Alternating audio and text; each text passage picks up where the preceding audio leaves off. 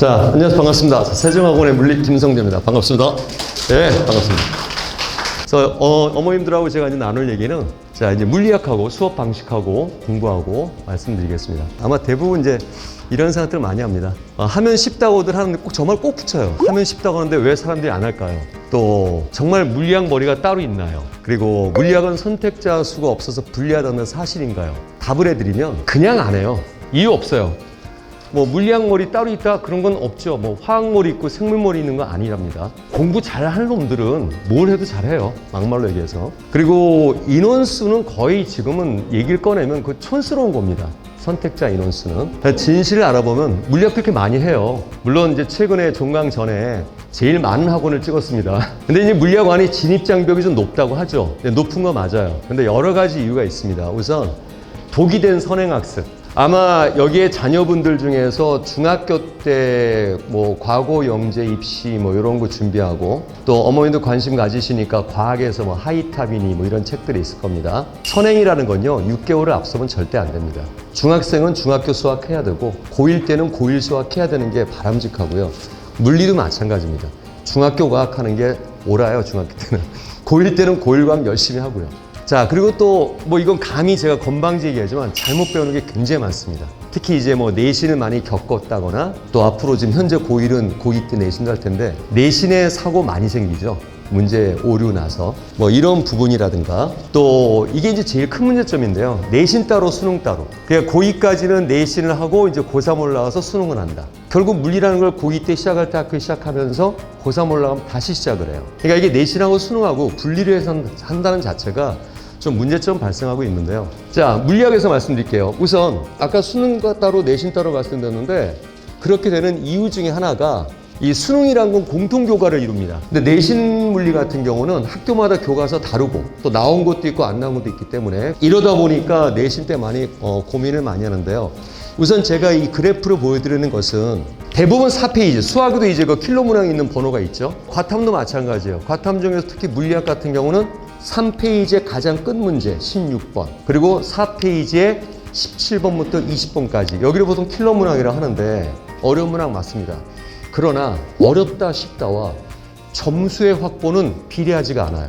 보시면 아시겠지만 저 빨간 게 1등급이고 노란 게 2등급입니다. 그리고 3등급 이하는 취급할 이유가 없어요. 왜냐하면 3등급이나 5등급이나 6등급이나 다 똑같습니다. 아무리 과탐을 2학년 때 뭐 봤는데 모의고사에서 1등급 나왔다.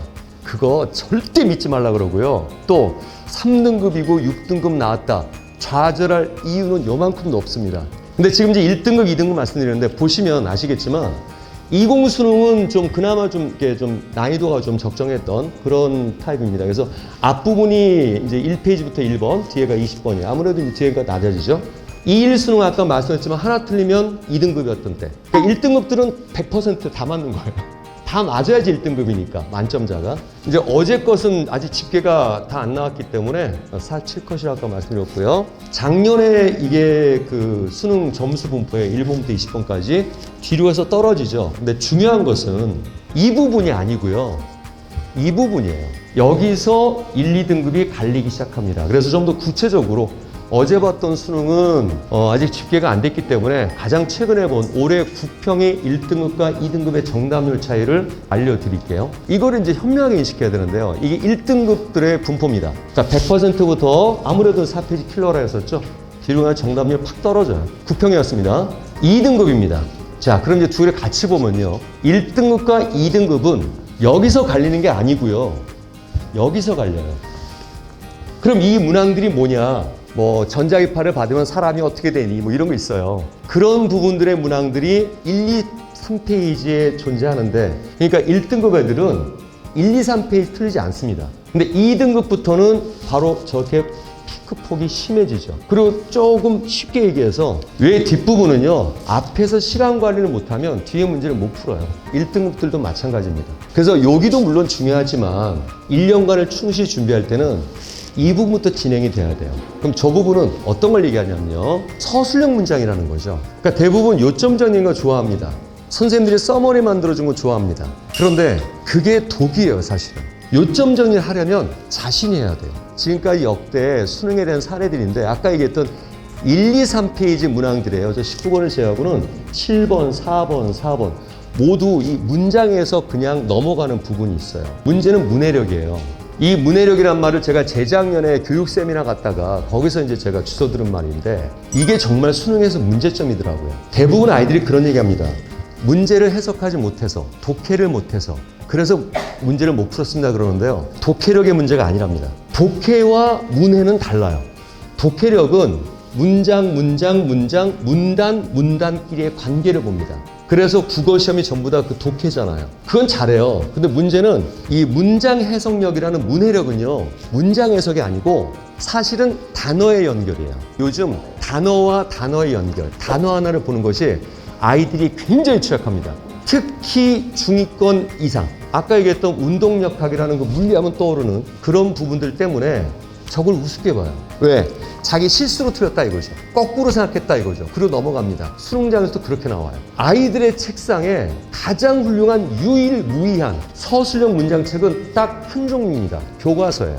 애들은 참고서 읽고 수업 가서 뭐 좋은 수업 듣고 교재 뭐 이쁘게 잘 나왔고 거기에만 매달립니다. 그러니 꼭 평가 모의고사 보면 문제가 발생합니다. 사설 모의고사는 단적이에요. 평가원은 정말 교묘하리만큼 그 기본적인 단어 해석으로 연결했습니다. 다른 과탐도 마찬가지입니다. 그래서 1년에 저는 시기를 3번을 줍니다. 첫 번째 시기는 이제 화학이든 생명이든 물리학이건 공부 시작할 때 그때 교과서 한번 쫙 읽는 것. 그리고 6평 끝나고 뭔가 느낌이 와요. 그때 6평 끝나고 한번 쫙 읽어야 되고요. 그리고 이제 9평 끝나고 오히려 파이널 시기 때 그때 교과서를 다시 한번 보면 볼수록 느껴요, 스스로가. 거기에 나와 있는 문장 자체가 평가원에서 얘기하는 그런 서술형 문장으로 이루어졌답니다.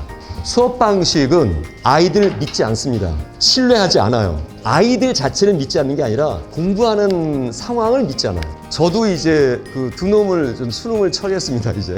저는 강의실에서만 아이들을 마주보고 강의를 했었지 실제로 애들이 집에서 어떻게 공부하는지를 몰랐잖아요. 근데 수험 공부하다 보니까 눈에 딱 보이더라고요. 그래서 이 말씀을 드리는 거예요. 지금은 진짜 안 믿습니다. 저는 열심히 하지만 아이들 자체의 이 수업 자세라든가 학습 태도 이것도 중요한 것이고요. 수능을 잘 보고자 간절함은 누구나 다 있죠. 근데 간절함보다는 정말 충실한 준비가 필요하답니다. 제가 제일 많이 쓰는 카피가 이겁니다. 사람들은 기본은 알겠는데 심화를 못해요. 이런 소리 합니다. 기본이란 걸 사람들은 쉽다고 생각하는데 기본이란 말은 중요하다는 뜻이에요.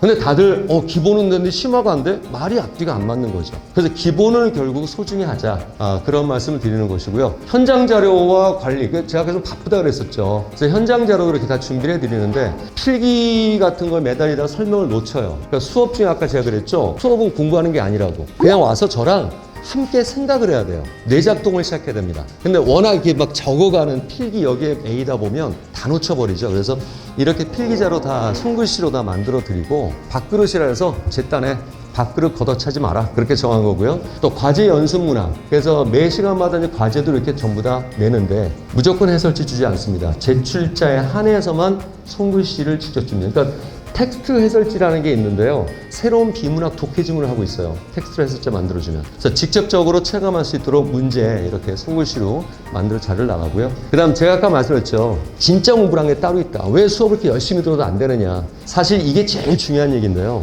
진짜 공부라는 거는 남에게 설명이 가능할 정도가 돼야 돼요. 예를 들어서 아주 쉬운 예로 메타인지라고 하면 곧잘 들어보실 텐데 운전을 얼마 하지 않은 초보자와 초보 운전자와 10년 이상한 운전자의 차이점이 있습니다. 10년 이상, 20년 이상 운전을 오래 한 베테랑들은요. 일단 차가 멈추면 기름 이상 없지? 하고 내려서 본네트를 열어봐요. 그리고 할 줄 아는 건 없어요. 그런데 초보자들은요. 왜 내려요? 바로 거기 써있는 보험회사 전화합니다. 차가 멈췄습니다. 어느 쪽의 현명해요? 그쵸? 후자가 더 현명하죠. 이게 무엇을 의미하냐면 자신이 10년, 20년 차를 몰다 보니까 차에 대해서 잘한다고 생각하는 거예요. 착각을 하는 겁니다. 즉 메타인지라는 것은 아는 것과 모르는 것을 구별할 수 있어야 됩니다. 아는 것과 모르는 것을 구별 못하니까 자신이 모른다는 걸 몰라요. 그리고 기껏 확인하는 것은 이제 모의고사 보고 나서 확인합니다. 대책을 세우고 처음부터 리셋을 해야 되는데 그렇지 않아요. 바로 겉에 보이는 것에 수선을 시작합니다. 그럼 결국 다시 또 들통납니다. 그렇게 우리가 아는 것과 모르는 것에 대한 착각이 좀 심합니다. 그래서 들어서 하는 것이 아니라 남에게 설명 가능한 것이 필요한 겁니다. 그러기 위해서 이제 수업이 끝나고 나서 아이들이 해야 될 일은 이제 이거죠. 백지복습이라는 거예요. 그냥 딱 저 단어 하나입니다. 그냥 빈 백지에 제가 수업 3시간 반 동안 설명하는 걸 스스로 설명이 돼야 돼요. 근데 아이들은 복습하라 그러면 30분에 끝냅니다. 그러니까 문제가 안 풀리는 거예요. 수업 때는 됐는데 왜 혼자 할 때 안 되느냐? 수업 때 된 것은 제가 푼 걸 이해하는 거예요. 제가 끌어오는 겁니다. 저 문을 열고 나가는 순간에 저는 놓습니다. 그럼 이제 휘발되기 전에 자기 걸로 만드는 작업이 필요하고요. 그것은 문제 몇 문제 10개, 20개 푼다고 될 일이 절대 아닙니다. 이거 모든 과목에 마찬가지예요. 근데 그게 어려워요. 지겨워요, 일단. 하지만 그것처럼 효과가 있는 것은 없어요. 그래서 이렇게 문제에 나와 있는 걸 스스로 직접 그림을 그려야 간단하게. 제가 칠판에 이걸 딱 써놓고 이제 설명하겠죠. 그리고 아이들하고 이제 소통하면서 뭐 얘기 나누면서 막 풀겠죠. 이것을 자기 스스로 이렇게 해야 돼요. 이렇게 연습이 되지 않으면 절대 똑같은 문제 나와도 못 풉니다. 그래서 우열이 다 가려지는 거예요. 그리고 아까도 말씀했지만 현장 수업, 그러니까 이렇게 수업을 하고 있으면 제가 개인 촬영 장비 이용해서 제 수업을 인강하고 달라요. 그래서 현장 수업하고 인강은 다르기 때문에 인강은 교재로만 진행되지만 현장 수업은 하는 대로 그대로 촬영을 해서 그날 밤 12시에는 다 올라갑니다. 어머님들 거기 들어오셔서 같이 확인하시면 돼요. 그래서 복습 강의를 제공하고 이 밴드 수업으로 현장처럼 똑같이 수업을 들으면 되고요. 그리고 매주 수업 상황에 대해서 메시지를 이제 항상 전송해 드려요. 그래서 이번 주 수업은 어땠고 이런 걸 준비하고 이런 건 어떻고 보내는데 보통 우리 어머님들 자녀분들 공부하는데 눈치 보일까봐 잘 안 묻죠. 학원에서 뭐 어떤 날 이런 잘 안 묻잖아요. 그렇게 보내면요, 그게 소통의 하나의 공통 매개체가 됩니다. 그래서 그렇게 해서 편지도 보내드리면서 수업이 어떻게 진행된다 할 거고요. 뭐 지금은 이렇게 개념 강좌로 스페셜 골드 물리학 아니라고 시작하지만 1년 커리큘럼이에요. 기출 다루고 로테이션 엔제라 그래서 뭐 어떤 시스템이 있습니다. 이것이. 그리고 극강 모의고사 이렇게 진행이 됩니다. 1년 과정은요. 그리고 마지막으로 말씀드리고 싶은 것은 진짜 어느 과목이든 마찬가지고요. 특히 물리와 수학은요. 풀이법에 매이지 마시고 스킬에 매이지 마시고 유형놀이 하지 마셔야 돼요. 가장 중요한 진짜 스킬은요. 기본이에요. 저 기본이란 거를 다들 중요시하지만 실제로는 행하지 않습니다. 그 기본기를 깨닫고 거기에서 반복이 이루어져야 어떤 문항이든지 다 풀 수가 있습니다. 심플 이즈 베스트. 이거는 빨리 푸는 연습이 아니고요. 짧고 간단하게 푸는 겁니다. 모든 과목에 저는 통한다고 생각하고 물리는 자신 있어요. 물리는 제 전공이니까. 우리가 생각하는 그런 물리학 아닙니다. 수능 물리학은 정말 평가원은요. 아주 영악하고 교묘하리만큼 기본을 긁어요. 그래서 아이들이 항상 끝나고 틀리고 나면 아차 하는 거죠. 그게 이제 아쉬운 부분들인데 가장 중요한 스킬은 기본이라는 겁니다. 네, 오늘 여기까지 말씀드리고 뒤에 또 좋은 말씀 있기 때문에 자, 여기까지 하겠습니다. 감사합니다.